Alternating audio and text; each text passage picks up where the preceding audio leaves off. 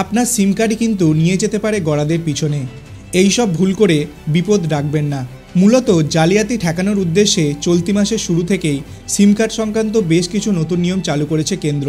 এই সব নিয়ম সাধারণ ইউজার থেকে শুরু করে সিম বিক্রেতা সবারই মেনে চলা বাধ্যতামূলক বলে জানানো গিয়েছে।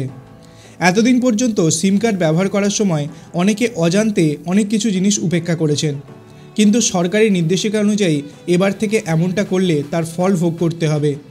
সেক্ষেত্রে আপনি মোবাইল কানেকশনের জন্য যে টেলিকম কোম্পানিরই সিম ব্যবহার করুন না কেন, নতুন নিয়ম সম্পর্কে আপনার জেনে নেওয়াটা খুব দরকার।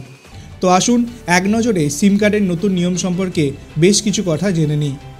সিম কার্ড হারালে অবশ্যই যে কাজটি করতে হবে, প্রথমত কোনোভাবে যদি সিম কার্ড হারিয়ে যায় তাহলে তার জন্য আপনাকে প্রথমে লোকাল থানায় বিষয়টি অভিযোগ অবশ্যই করতে হবে। এতে আপনি নতুন সিম কার্ড সহজেই পেয়ে যাবেন।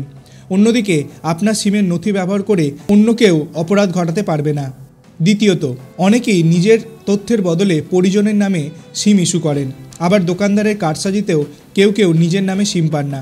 তবে মনে রাখবেন যে সিম কার্ড ব্যবহারের আগেই কিন্তু সেটি আপনার নিজের নামে হওয়া উচিত। অন্যের নামে সিম ব্যবহার করলে আপনার জেলও হতে পারে। তাছাড়া আপনার নামে অন্য কাউকে সিম দেওয়াটা উচিত নয়। তৃতীয়ত, বিভিন্ন স্ক্যাম এবং সিম কার্ড সংক্রান্ত জালিয়াতি থেকে বাঁচতে আপনি ই সিম ব্যবহার করতে পারেন।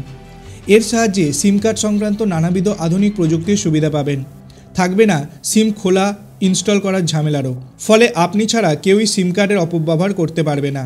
এমনকি ই সিমের সাহায্যে হারানো স্মার্টফোন খুঁজে পাওয়া আরও সহজতর হবে বলে দাবি করা হচ্ছে। আপনাদের কি মনে হয় গভর্নমেন্টের তরফ থেকে এই নতুন সিম কার্ড সংক্রান্ত নিয়মগুলো কতটা কার্যকরী হবে? আপনার অভিমত আপনি কমেন্ট সেকশনে জানাতে পারেন। ভিডিওটি ভালো লাগলে লাইক করবেন, চ্যানেলটিকে সাবস্ক্রাইব করতে ভুলবেন না। ধন্যবাদ।